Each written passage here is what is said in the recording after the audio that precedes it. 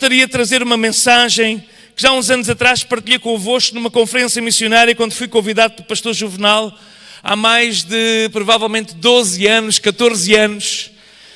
E o tema da mensagem é de facto um tema reciclado, mas que para mim é muito particular. E encontra-se em Mateus no capítulo 9.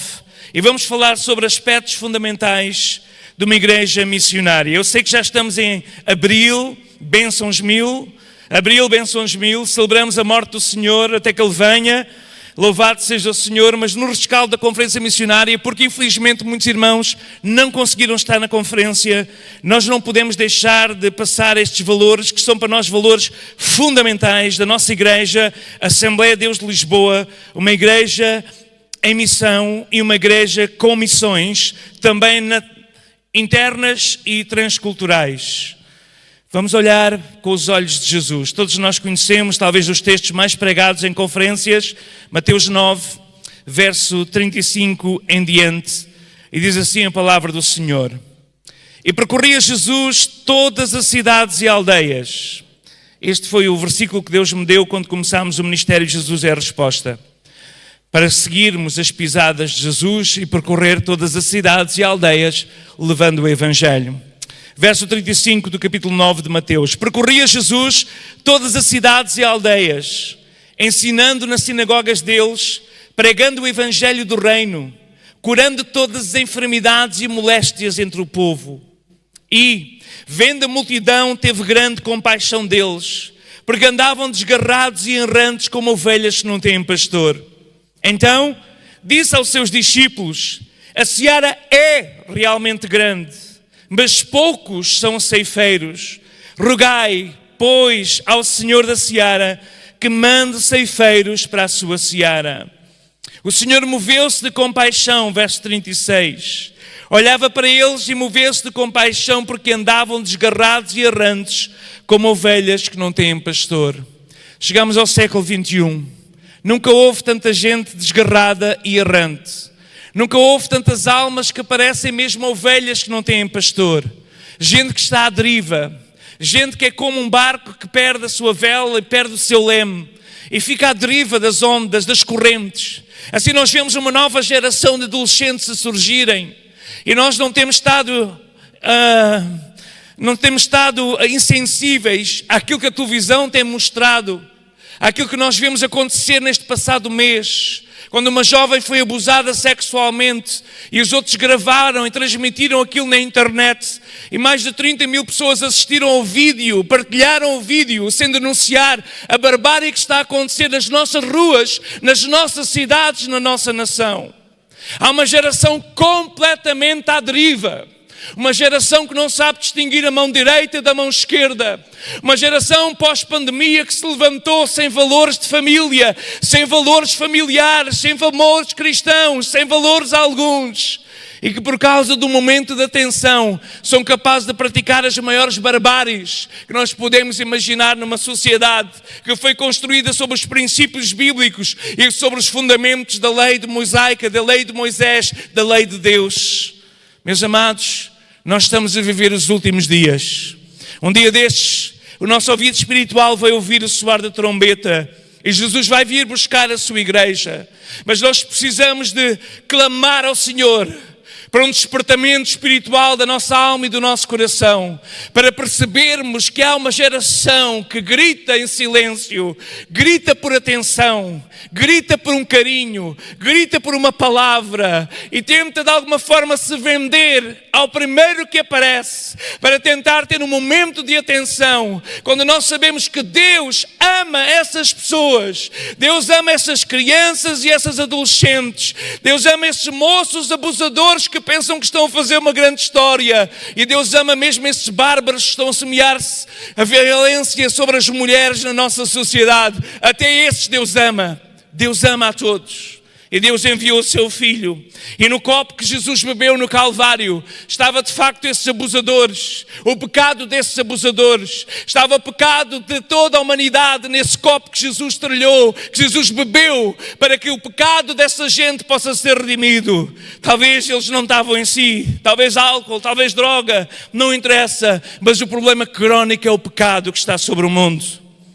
Jesus olhou para aquela sociedade que era molestada pela religião, que era molestada pelos romanos, que era molestada pelos aqueles que vinham para sugar daquele povo tudo, até o tutano, como se costuma dizer. Jesus olhou para aquelas pessoas que vinham, quando ouviram falar num mestre rabi diferente, que colocava cegos a ver e coxos a andar, quando eles viram e ouviram falar acerca de um mestre diferente, que se misturava com crianças, que se misturava com prostitutas, que se misturava com publicanos, eles vinham procurando uma esperança na direção de Jesus.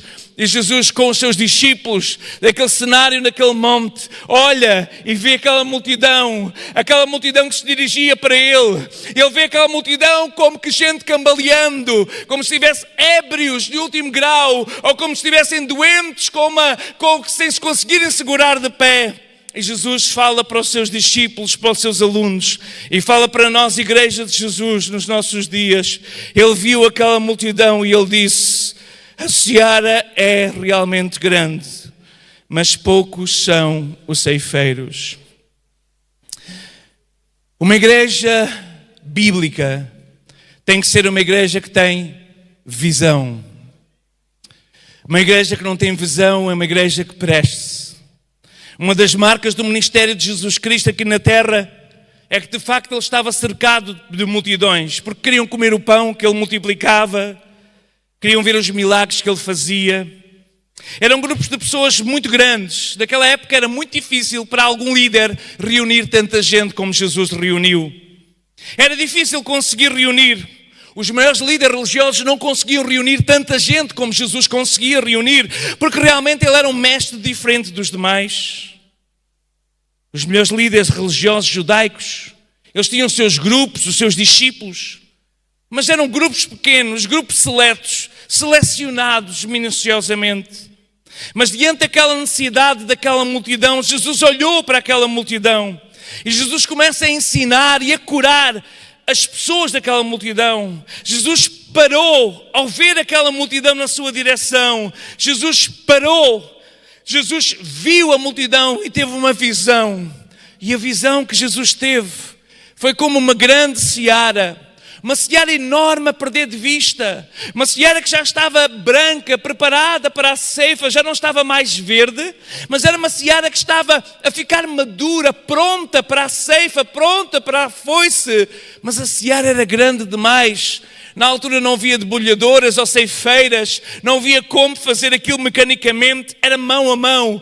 E Jesus olha para o seu grupo, daqueles seus alunos, e diz: a seara é grande demais. Os olhos do Criador de toda a humanidade, que vê cada um como indivíduo, que vê cada um a ser formado no ventre da mãe, olhava agora para aquela multidão, para aquela grande multidão, e via os errantes e desgarrados, e volta-se para os seus e dizem: a seara é grande demais. Então Jesus teve visão.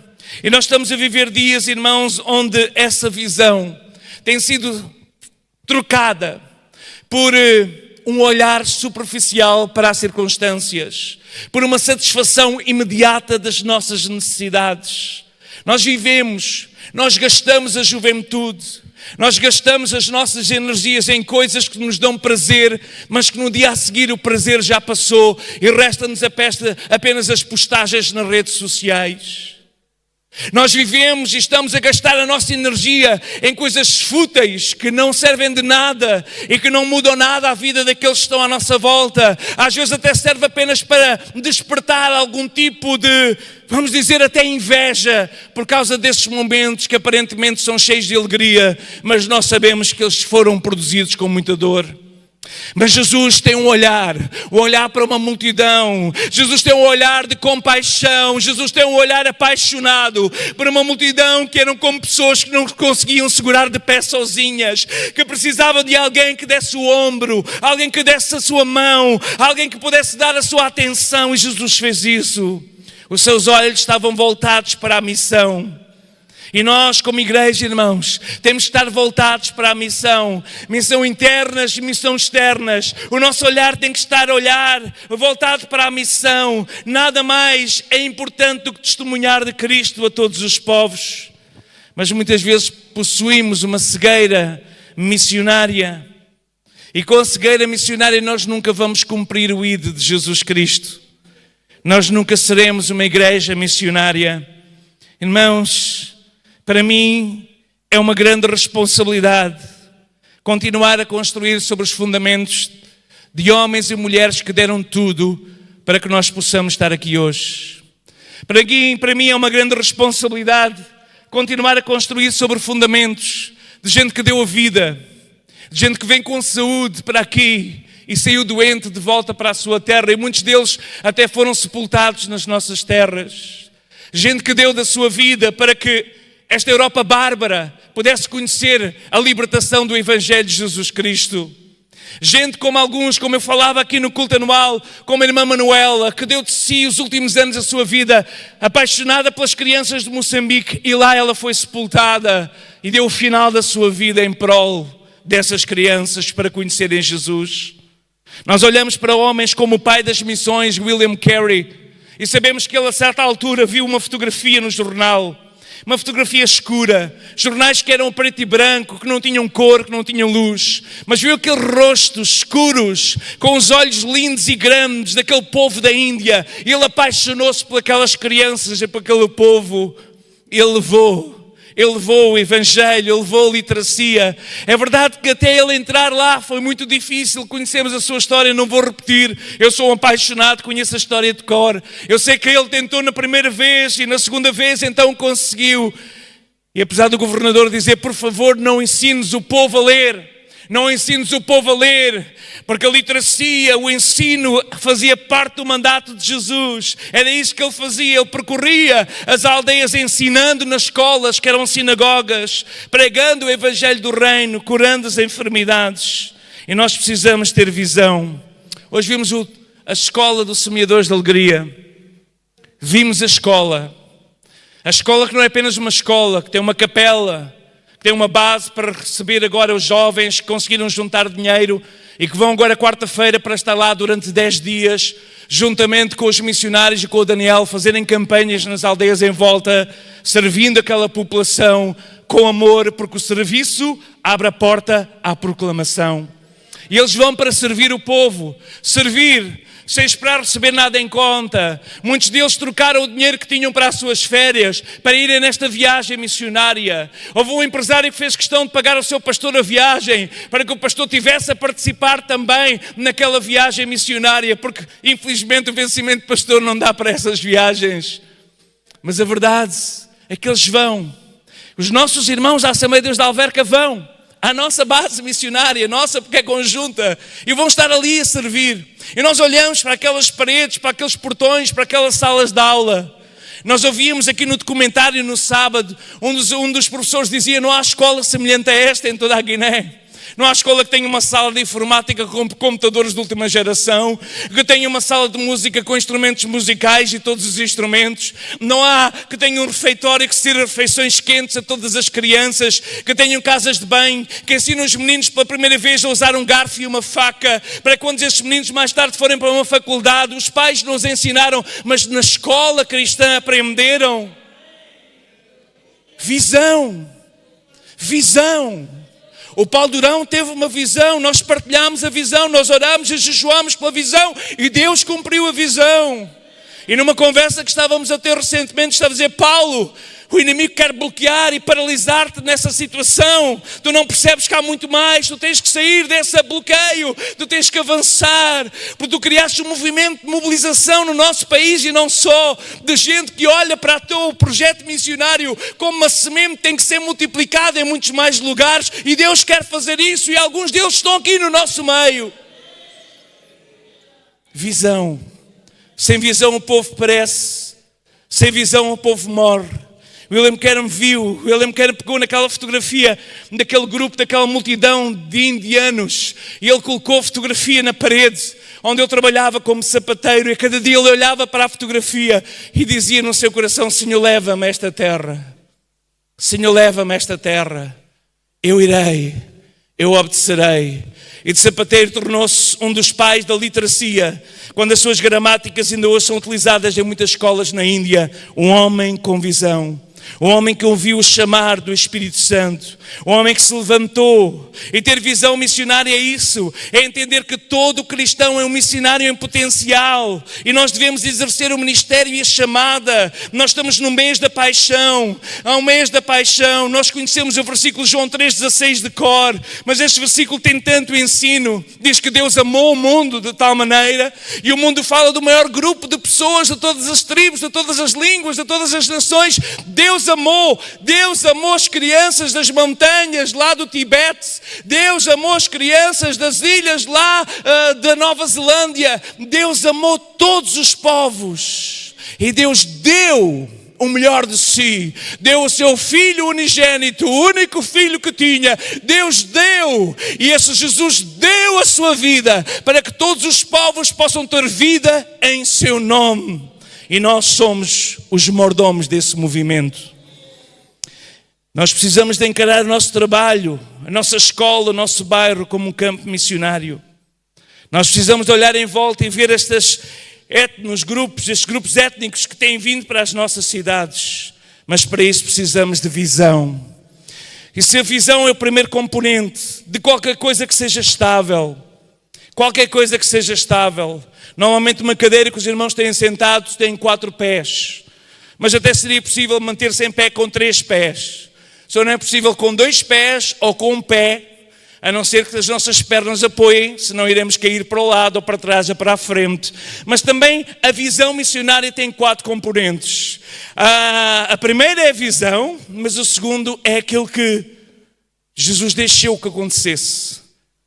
Que aquela imagem das multidões, dos milhares de pessoas a cambalear, sem se conseguirem segurar de pé, Jesus deixou que a imagem entrasse nos seus olhos e descesse ao seu coração. E este processo, irmãos, é o processo que a Bíblia chama de compaixão. É uma visão apaixonada. É nós deixarmos que as imagens que os nossos olhos veem ou que os nossos ouvidos ouvem, porque conseguimos construir imagens sonoras, as nossas imagens que nós recebemos, deixar que elas desçam ao coração. Nós estamos a viver dias em que a igreja vê, mas não deixa que as imagens desçam ao seu coração. Há uma carapaça de proteção emocional que foi colocada no coração de muitos cristãos. Já não estou a falar dos outros que não têm a fé que nós temos, mas de nós mesmos. Há uma força, há uma proteção, porque já fomos magoados, porque já fomos apontados, porque já fomos feridos, porque já fomos de alguma forma preteridos por alguém. Então nos protegemos e não deixamos que as imagens que nós vemos deixam o nosso coração. Não nos deixamos comover. Cada vez mais as novas gerações precisam de tudo que é impulsos mais bárbaros para terem emoções. Eles gostam de filmes de terror, eles gostam de coisas que nós não gostávamos, como acabei de citar no início, coisas impensáveis para terem algum tipo de emoção, porque nunca houve uma geração tão insensível como a geração dos nossos dias. Mas o Senhor Jesus, Ele não apenas tinha uns olhos que viam, mas teve um coração que sentiu. Um coração que se comoveu. Depois de Jesus ver aquela multidão, seu coração encheu-se de compaixão. Seu coração ficou totalmente tomado de paixão, de piedade, de misericórdia com aquele povo aflito e exausto. Seu coração ficou totalmente tomado. Ele viu aquele povo indefeso ser enganado pelos líderes religiosos, ser explorado pelos seus exploradores romanos. Eles estavam como feridos que não se aguentavam de pé. Hoje nós somos bons levitas, adoradores e bons sacerdotes, mas somos maus samaritanos. Nós passamos ao lado facilmente, como levita, a pensar: não, eu vou para o templo para adorar, eu não posso parar no caminho. Eu vou para o templo sacrificar, eu não posso parar no caminho. Mas o Senhor está-nos a chamar para pararmos no caminho. E Jesus dá-nos o exemplo, quando na parábola do bom samaritano, ele de alguma forma se projeta naquela imagem de alguém que se sente estranho. de alguém que, sendo desprezado, parou na sua viagem para auxiliar um aflito.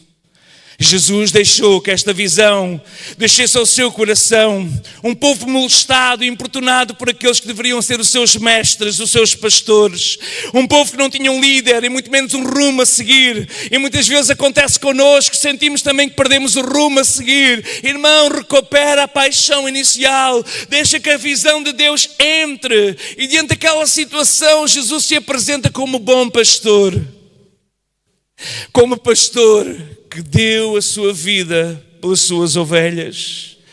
Jesus se apresenta como o bom pastor da parábola de Lucas 15, que deixa as 99 para ir à procura da ovelha ferida.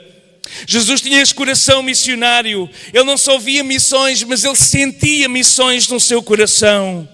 E ele sai como aquele pastor que acolhe em seus braços uma das suas ovelhas sangrando, gravemente ferida, por ter sido atacada por lobos. Será que alguém acolheu aquela jovem?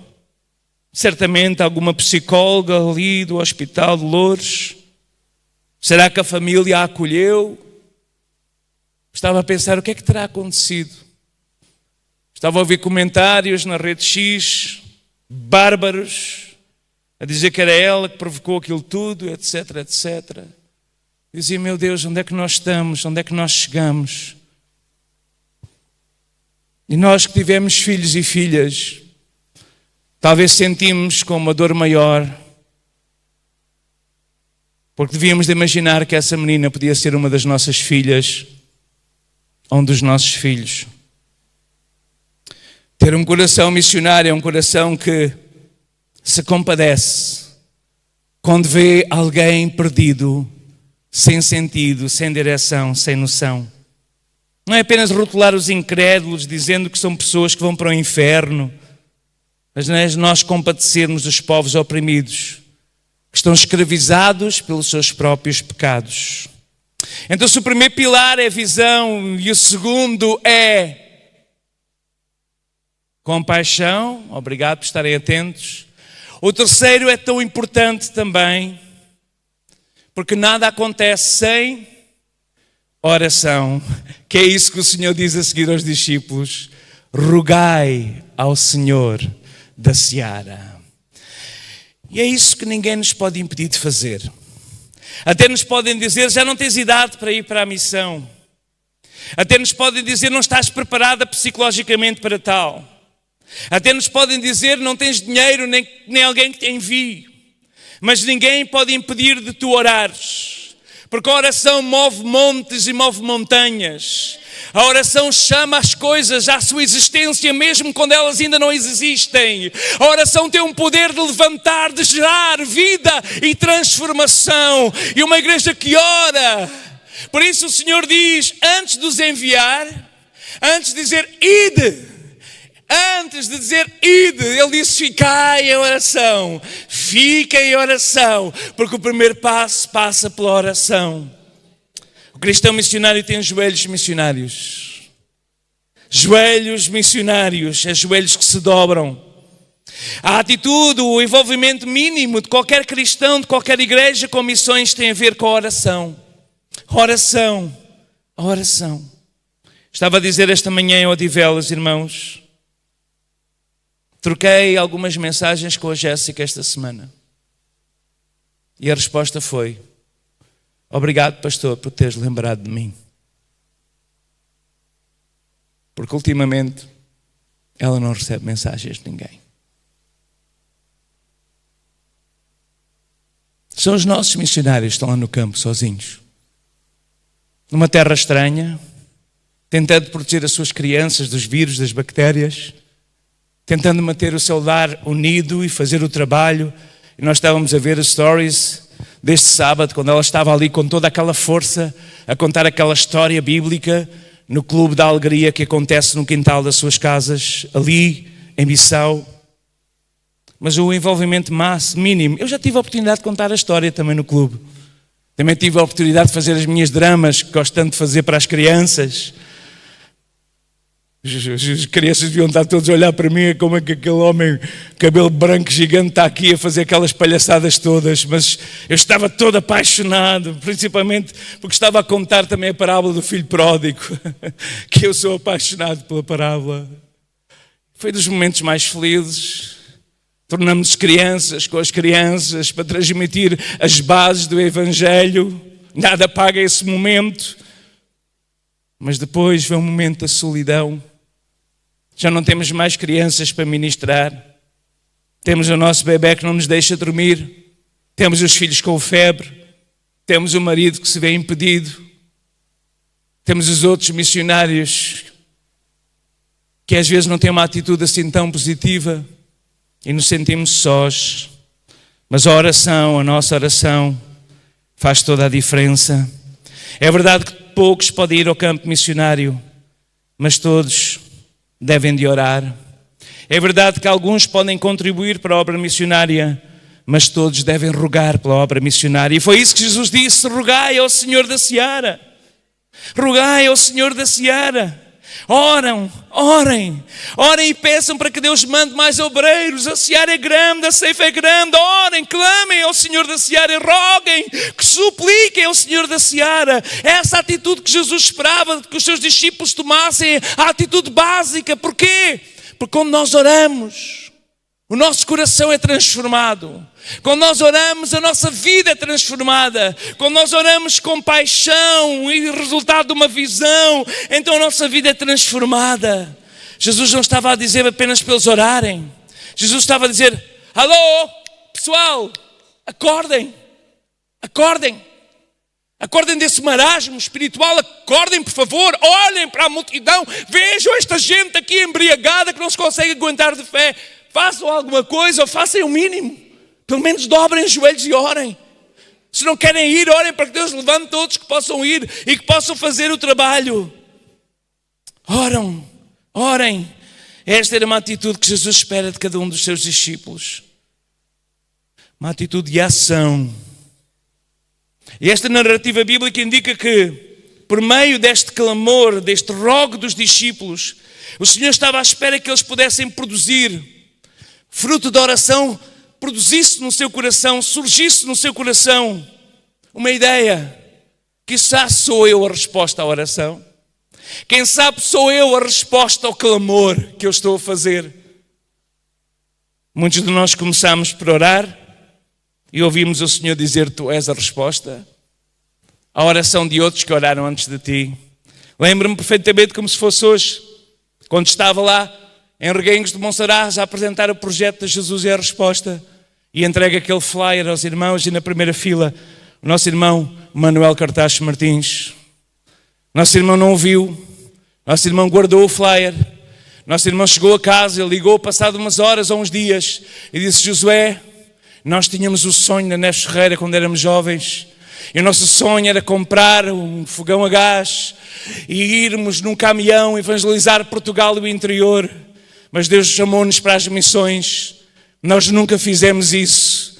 Mas as minhas poupanças do certificado de aforro é para esse projeto se tornar realidade, enquanto eu ainda tenho vida e estou sobre a face da terra. E ele pregou naquela grande semente que não foi nem 10, nem 20, nem 30, nem 40, nem 50, 60% do orçamento ele pegou das suas poupanças de missionário e entregou para que o Ministério de Jesus a Resposta acontecesse. Havia visão, havia compaixão, houve oração, e de onde menos esperávamos, Deus trouxe a provisão. E é assim que o Senhor faz. Ele traz a provisão de onde às vezes menos esperamos. Às vezes menos esperamos. Esta igreja está de pé há 2 anos atrás com as dívidas que tinhas, porque Deus usou um irmão que já está na sua glória para nos sustentar. Porque o azeite da viúva serviu para sustentar Elias durante os dias da seca, durante os dias de fome. E o azeite não faltou na botija, porque ela estava a sustentar o servo do Senhor. Talvez porque tu não sustentas a obra do Senhor, há azeite a faltar na tua botija, mas nesta tarde ouve o que o Espírito diz: semeia no bom terreno, investe no bom investimento, e eu cuidarei de ti. Diz a história da igreja que Tiago era chamado de joelhos de camelo. Já ouviram certamente ouvir acerca disso. Era o apóstolo joelhos de camelo. Devido à sua frequência de oração, os seus joelhos inchavam e se destacavam de todas as suas pernas. Era um homem que orava. E nós precisamos de ter mulheres e homens assim, que oram a favor dos povos, que oram em favor dos missionários, que oram em favor da nossa igreja, de nós mesmos, para que nós possamos despertar do marasmo espiritual que estamos a viver. Por fim, irmãos, resta-nos o pilar essencial. É bom ter visão, é bom nós termos compaixão, é ótimo fazermos oração, mas nós precisamos de partir para a ação. Não é? Alguns já conhecem a mensagem lá em Campo Torique, foi a minha primeira mensagem ali. A ação.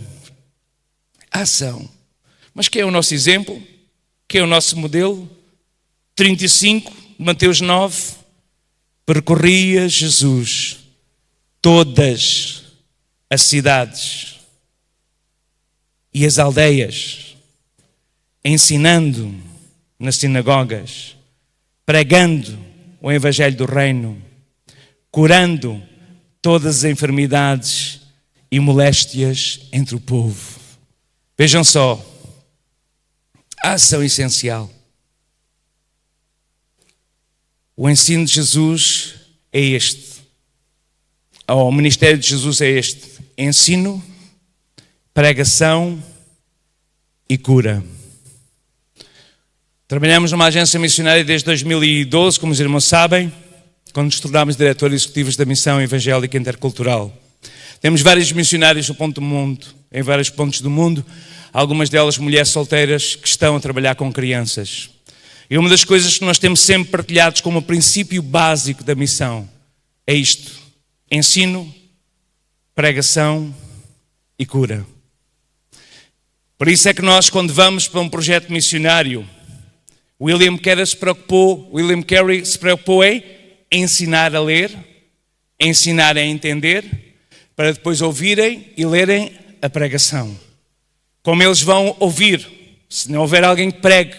Mas como é que eles vão ler, se ninguém os ensinar a ler? Como é que eles vão saber reagir, se ninguém lhes ensinar como reagir?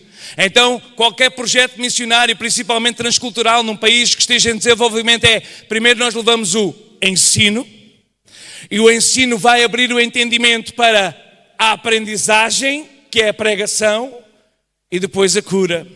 E nós temos falado várias vezes, irmãos, ainda há pouco tempo estava a ser convidado mais uma vez, foi aos alunos no Instituto Bíblico, estamos a dar aulas de evangelismo, e eu estava a dizer: querem saber um segredo? Contei-lhes a história, não vou contar aqui que a hora já vai longa, fica só para os alunos lá do Instituto, mas contei-lhes a história de uma missionária que veio para Portugal e nunca conseguia que ninguém ouvisse a sua mensagem, até que ela entendeu que tinha que servir. E ela começou a servir as pessoas, servir as idosas que não conseguiam carregar os seus sacos, perguntar se precisavam que fizesse alguma compra, servir. Porque o serviço abre a porta à proclamação. Quando nós vamos para servir, nós chegamos a uma aldeia como Tchalana, como chegaram os semeadores, para servir a população.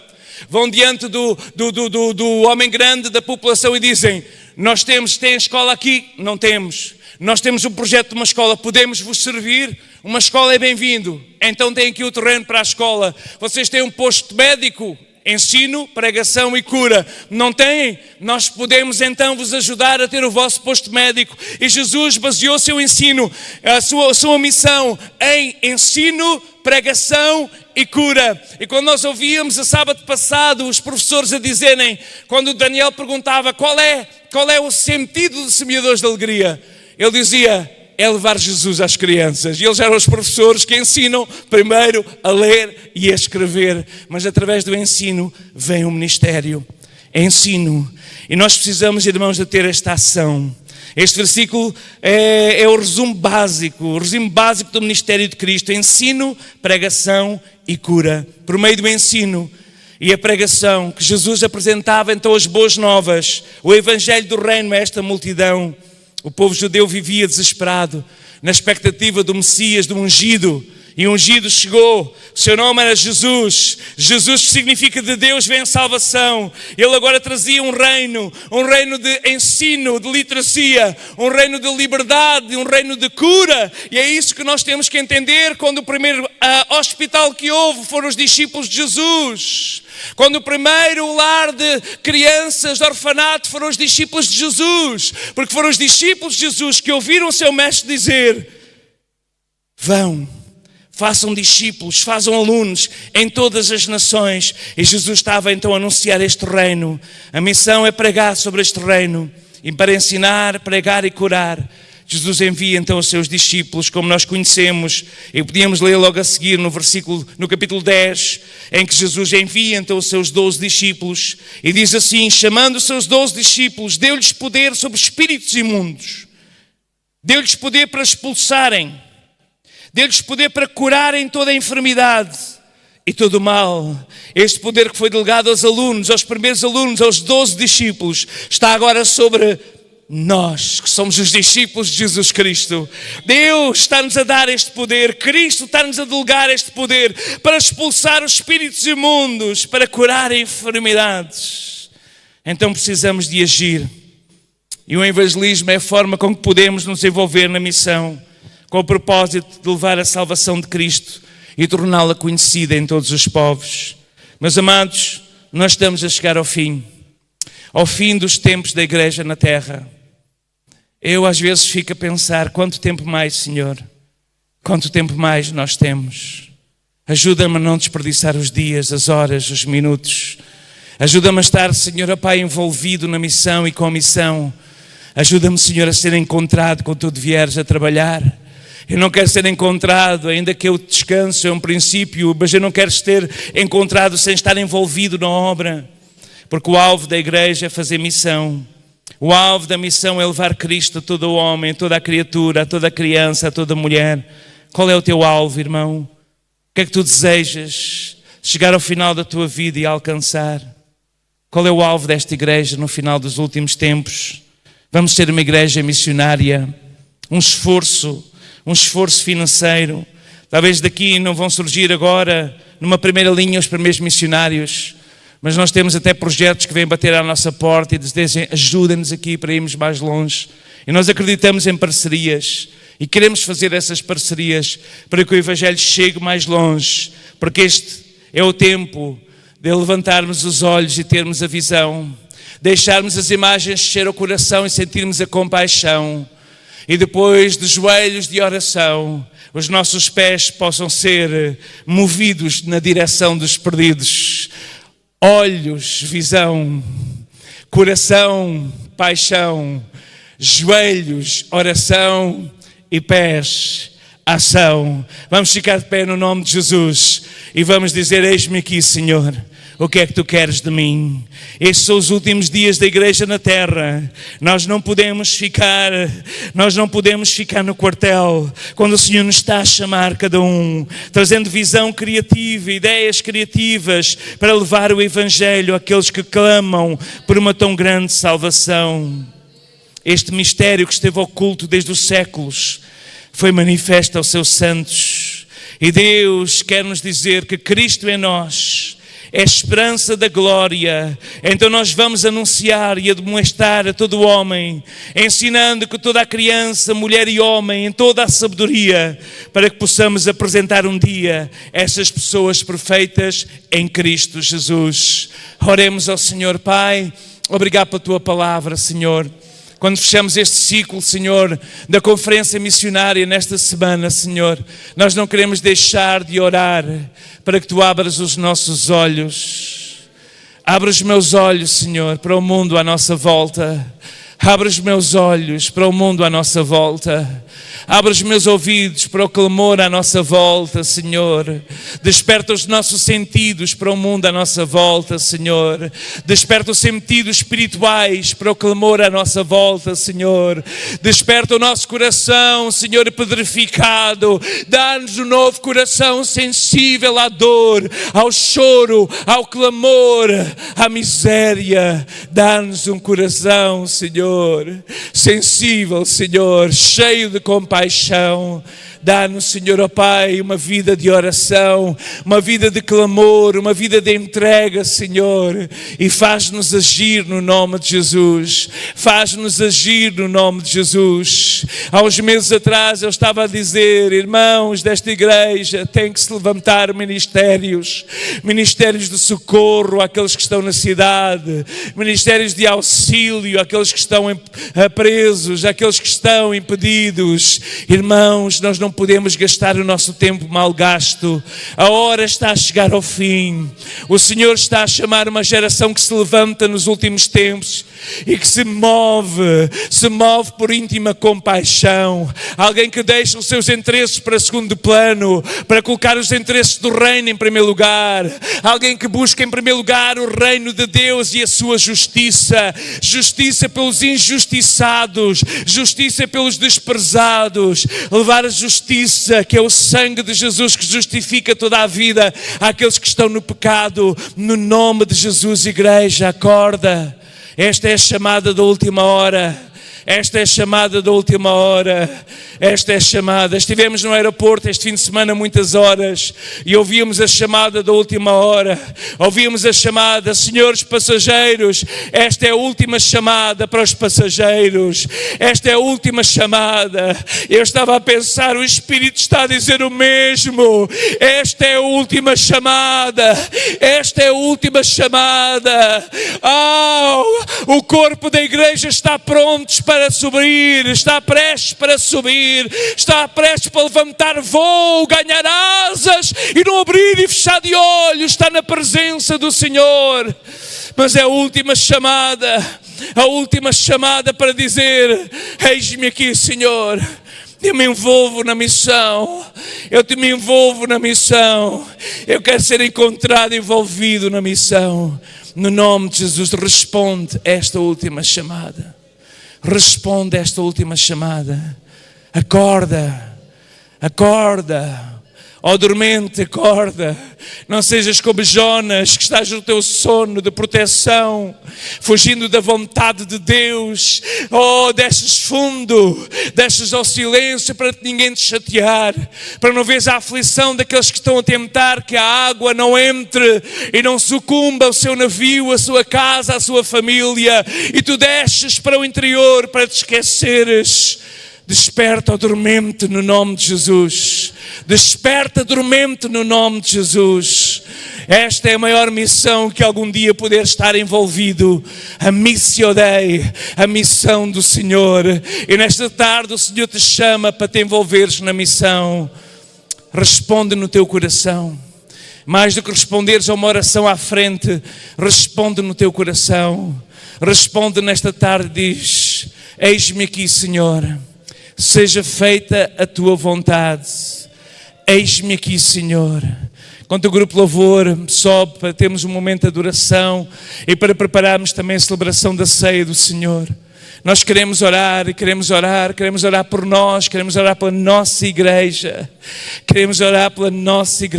a nossa casa, a nossa família, para que o Senhor dê recursos aos projetos missionários, para que nós possamos abrir mão daquilo que achamos que é nosso, do nosso direito, quando nós devíamos nos lembrar que tudo é dele e tudo é para ele, para a glória e honra do seu santo nome. Tudo pertence a ele. O Senhor te chama. Qual é a tua resposta nesta tarde? É eis-me aqui, ou é Senhor, chama outro? Chama outro. O Senhor quer te chamar a ti. Desperta, ó dormente, no nome de Jesus. Desperta, tu que dormes, e o Senhor te esclarecerá. O Senhor irá mostrar o caminho quando parece que não há caminho. O Senhor vai mostrar a saída quando parece que não há saída. Os teus últimos tempos têm sido tempos difíceis. Tens visto quase a tua casa a arder. Porque tu pegaste na lamparina em chama que o Senhor te deu um dia e aguardaste debaixo do projeto da tua vida, debaixo da tua cama. Essa lamparina com o azeite que o Espírito Santo um dia foi derramado sobre ti para brilhar e para derramar unção e vida. tens tentado apagar, colocar um cesto por cima, colocar debaixo da tua cama, do teu lar. Colocaste a tua cama, colocaste o teu casamento, colocaste o teu relacionamento à frente da lamparina da unção de azeite que estava sobre a tua vida, e agora te admiras que a cama esteja a arder. O Senhor te diz nesta tarde para voltares a tirar a lamparina e pegares a chama viva, a chama do altar, para que possa brilhar novamente. E Ele tomará conta do resto, porque a lamparina não foi posta para colocar debaixo da cama ou debaixo do cesto, mas ela foi idealizada para ser colocada no velador. Toda a gente tem que conhecer no teu emprego quem tu és, qual é a tua posição. A tua posição não é a tua carreira, a tua posição é quem tu és em Cristo. Será que tu não entendes isso? A tua posição não é aquilo que tu mostras, a tua posição é aquilo que tu deves ser e não o que tu mostras. E enquanto tu não entenderes isto, tu estás a hipotecar o ministério que Deus te deu, e estás a servir o mundo e o Senhor do mundo, em vez de servires ao Senhor do céu. Mas nesta tarde o Senhor te diz: lembra-te de onde caíste e volta atrás, e vai buscar o óleo fresco para encheres a tua lamparina, para que ela possa brilhar de novo como já brilhou um dia. Porque tu podes correr o mundo inteiro, tu podes gastar o teu dinheiro, tu podes aplicar o teu tempo em tudo, mas nada te satisfará como tu estares ao serviço do Senhor, no centro da vontade de Deus. Por isso nesta tarde toma a decisão por Cristo, dizer: eis-me aqui, Senhor, eu lembro-me de onde caí, eu volto às bases, faz-me regressar ao primeiro amor. Enquanto preparamos os nossos corações, se precisas dobrar os teus joelhos no lugar onde estás, faz isso. Se precisas clamar ao Senhor, faz isso. Tu tens a oportunidade de te arrependeres, lembrares de onde caíste e voltares à base da chamada, à base. Este pode ser o teu último aviso, ou pode ser o primeiro momento de transformação da tua vida. A escolha é tua. Se endureceres o teu coração, vais continuar de mal a pior. Mas se ouvires a voz do Senhor, olhares para o Senhor da chamada, Ele tomará conta do resto. Ele curará o que tem que ser curado. Assim diz o Senhor. Amém.